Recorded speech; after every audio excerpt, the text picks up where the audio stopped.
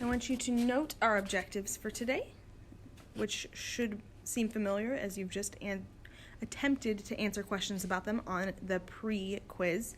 So you are going to be describing what atomic number represents, then describing how isotopes are different from each other, explaining why atomic mass is relative, and calculating a weighted average and converting between moles, numbers of atoms, and molar mass. Okay? This is likely going to take us more than just today. Obviously, you won't have to take the post-assessment until after we totally finish with these notes. Okay?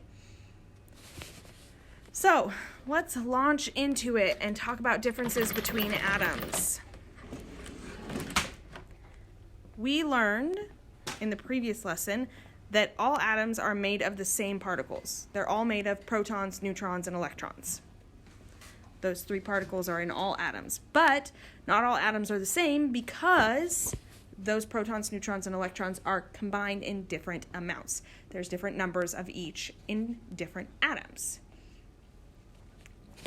Atoms of the same element are going to have the same number of protons every time. This is called the atomic number. So when I am referencing the atomic number of an atom, what I'm saying is that's the number of protons it has. Changing the number of protons that are in the nucleus of an atom changes that to a different element. So our periodic table is organized based on atomic number. So if you look over here, you can see that hydrogen has a 1 under it, and that's because hydrogen's atomic number is 1, which means it has exactly 1 proton in its nucleus. And every atom of hydrogen that does exist or has ever existed only had 1 proton in its nucleus. Otherwise, it wouldn't be hydrogen.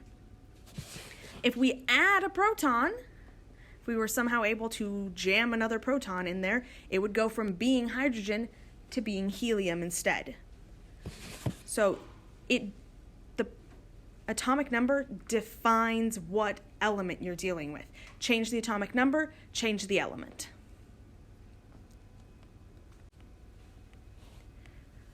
While atoms of the same element are going to have the same number of protons, the same is not true about neutrons in their nucleus.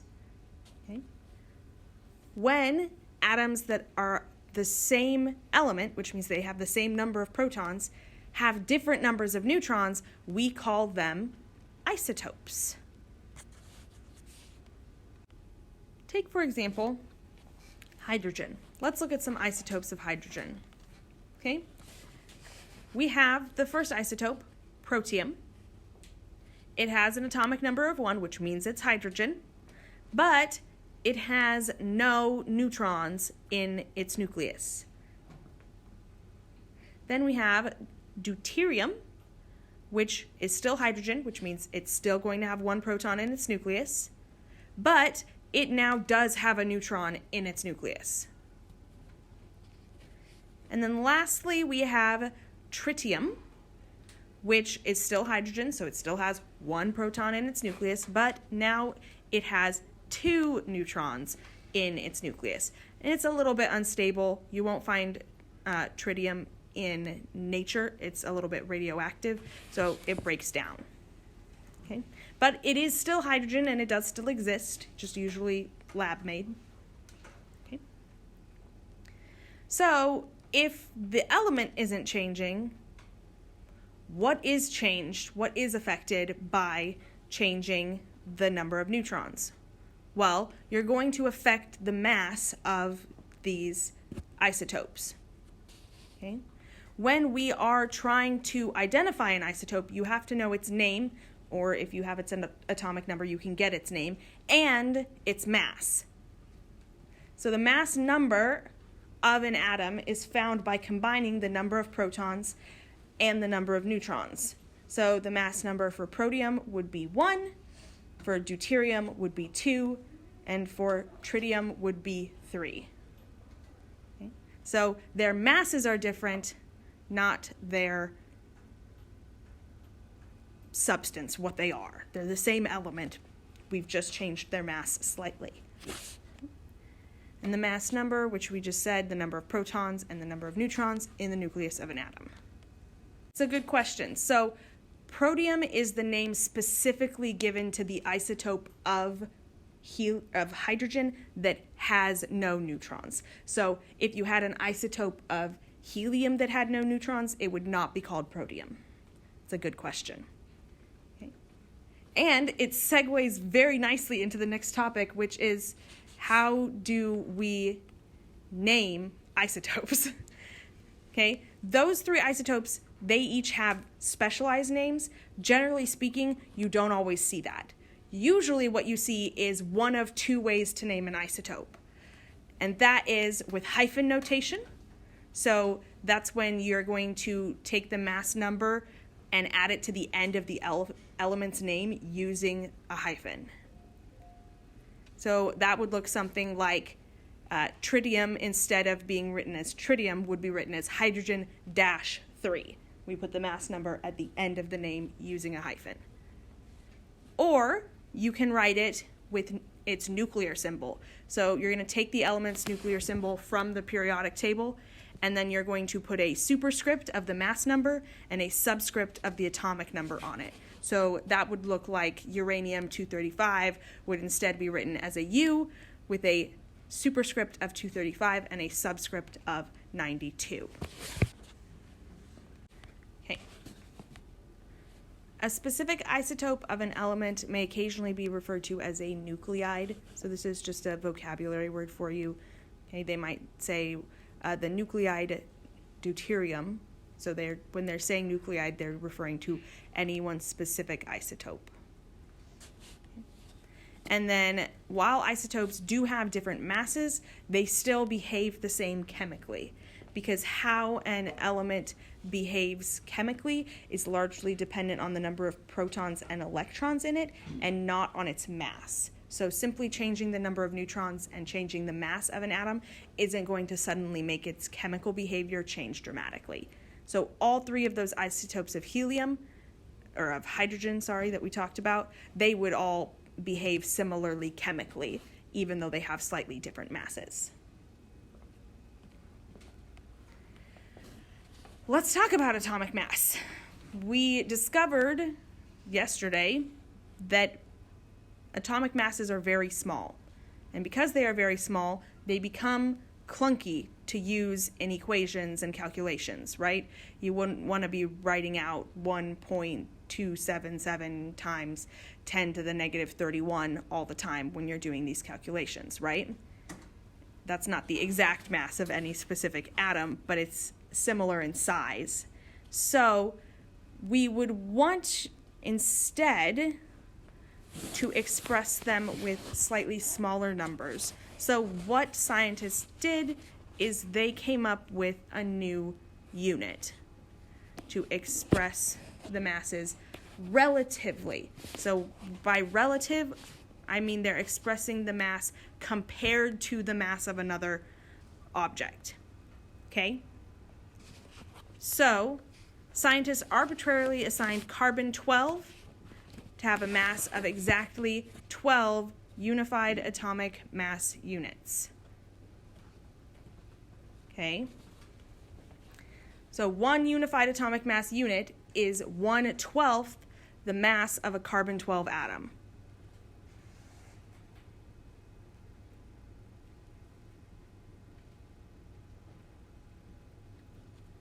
So what they did is they figured out how much a carbon-12 atom would weigh, and then they said 1/12 of whatever that mass was is one unified atomic mass unit, or 1U.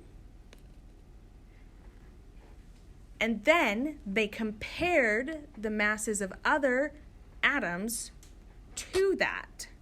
So you can determine the mass of any other atom by comparing it with the mass of a carbon-12 atom.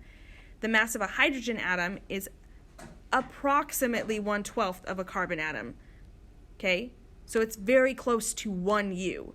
But if we actually compare the mass of 1/12 of a carbon atom to the mass of a hydrogen atom, a hydrogen atom is 1.007825 U. On the other side, we have oxygen that is heavier than a carbon-12 atom. So it's about 12/16 or about 4/3 the mass of a carbon-12 atom. Or more specifically, it's 15.994914 U. I want to point out to you at the very top of our periodic table here, it says atomic weights are relative to 1/12 the weight of the carbon-12 atom. So on this periodic table, and on the periodic table on the other side of my room, the atomic masses that are given are in U. So in unified atomic mass units, not in grams. Okay? So these masses are in U.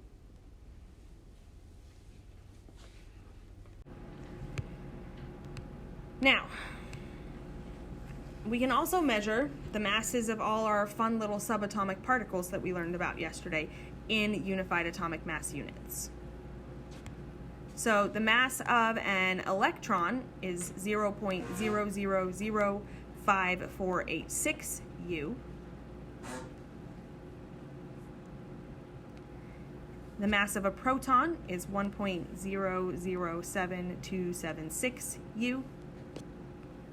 And the mass of a neutron is 1.008665 U.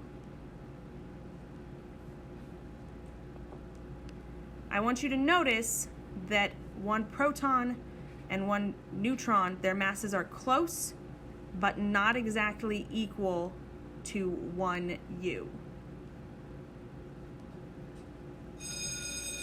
It's nice to know where unified atomic mass units come from. I am not going to ask you to convert out of them. When we do calculations using atomic mass, we will do it in unified atomic mass units. We will do it in U. So you will not have to figure out how to convert from unified atomic mass unit to kilograms. I'm not going to ask you to do that. Okay? So, notice that a proton and a neutron's mass are close but not equal to 1 U. Okay? There are, in fact, 6 protons and 6 neutrons in an atom of carbon-12. So you would think when we divided that by 12 that we would get roughly the mass of a proton or roughly the mass of a neutron. But remember, neutrons are slightly heavier than protons, and average atomic mass also takes into account the mass of electrons. So your mass number that you get from adding protons and neutrons together and your average atomic mass are going to be just slightly different. Okay? Also, as a side note, a fun fact, when you combine protons and neutrons into a nucleus, a little bit of mass is lost as energy. So that's yet another reason why they are not the same. And the last reason is that atomic mass is a weighted average. So mass number is the mass of just one atom, right? How many protons and neutrons in this specific atom. When we're finding atomic mass, it's an average of atoms of the same element from a specific sample. So because there's multiple atoms in there and it's an average, we're going to come up with a slightly different number. Okay? A weighted average is also just slightly different than a normal average. Okay?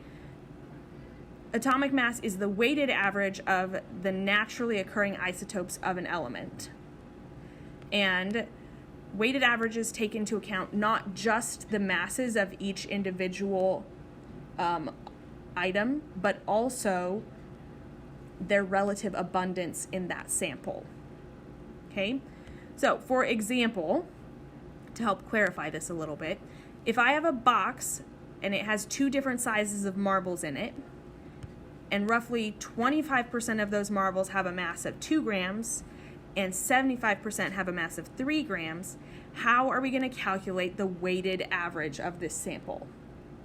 Well, we are going to do it one of two ways. There's a long way and there's a short way. Okay? If you have the ability to count each individual item in your sample, you can calculate the average of the total mixture and then divide by the number of items.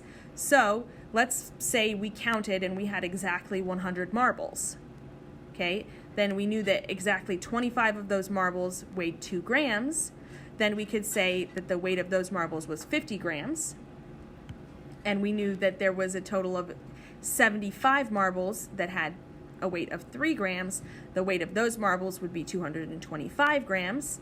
And if we add those two weights together and get 275 and then divide by the total number of marbles, we would come out with a weighted average of about 2.75 grams. Okay? This method works, but like I said, it's long and it requires you to know exactly how many items you're dealing with, right? In order to do this, I have to know that I have exactly 100 marbles, which works for marbles, but doesn't work super great when we're trying to do atoms, because you may not know exactly how many atoms of something are in a sample. You may only know the percentage of the sample that is a specific isotope. So, the other method that we can use to do this is that we can multiply the mass of each marble by the decimal fraction that represents its percentage in the mixture and then add those products. So what it would look like is we would change those relative percentages into decimals. So 25 becomes 0.25 and 75 becomes 0.75. And then we multiply those now decimal percentages times the masses that they go with. So 2 grams times 0.25 and 3 grams times 0.75. And then we combine those and we get 2.75 grams. The same weighted average we came to with the other method, but this method is a little faster and it also doesn't require us to know how many items we are dealing with. Okay, now you get to try it on your own. You're going to practice and try to find the average atomic mass of copper that is composed of 69.15% copper 63, which has a mass of 62.929601 U, and 30.85% copper 65, which has a mass of 64.927794 U. So you're going to run the same weighted average calculation we just did, but with these relative abundances and these masses. So start saying what you did. The calculation should look like this. You've changed the percentages to decimals and are multiplying them times their correct average mass. Atomic mass. And then you're going to add those two together and you should come out with 63.55 U. So, counting atoms. This is the last little piece of today, okay? The relative atomic mass scale makes it possible for us to know how many atoms of an element are present in the sample of an element if we're able to measure that sample's mass. In order to do that, we have to know 3 things, okay? The first thing you have to understand is the mole. This is your introduction to the mole, a fundamental principle of chemistry. So a mole is the amount of substance that contains as many particles as there are atoms in exactly 12 grams of carbon-12. So if you take a sample of carbon-12 that weighs exactly 12 grams and you count how many particles there are, or how many atoms there are in that, that is how many particles there are in 1 mole of a pure substance. Because a mole is just a counting unit. It's like a dozen. There are 12 items in a dozen, there are a specific number of items in a mole, and we will get to what that number is in just a moment. So, the next thing we're going to learn about is called Avogadro's number. Okay. And this is the number of particles in a mole of a pure substance. So remember that number we were just talking about? This is that number. Okay. They've done lots of calculations. Our most current value is 6.02214179 times 10 to the 23rd atoms. Okay? That's how many atoms are in 12 grams of carbon-12. We round this number, usually for calculations, to 6.022 times 10 to the 23rd. So when I ask you to use Avogadro's number in a calculation, that's the number you'll use. Okay. Molar mass is if you think about it, an alternative way of describing a mole is the amount of substance that contains Avogadro's number, right? Because we said a mole is however many of these particles. So if you have an amount of substance that has that many particles, you have 1 mole. Okay? And if you weigh that amount of that substance, then you have molar mass. Molar mass is the mass of 1 mole of a pure substance, usually expressed as grams per mole. So for example, if you have 4 grams of helium, that has 6.022 times 10 to the 23rd atoms of helium in it. So that is 1 mole of helium. So 1 mole of helium weighs 4 grams.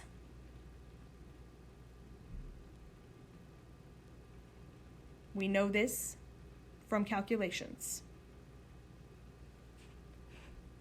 Tomorrow, we will learn how to convert between moles, molar mass, and Avogadro's number. We'll learn how to use them as conversion factors in calculations.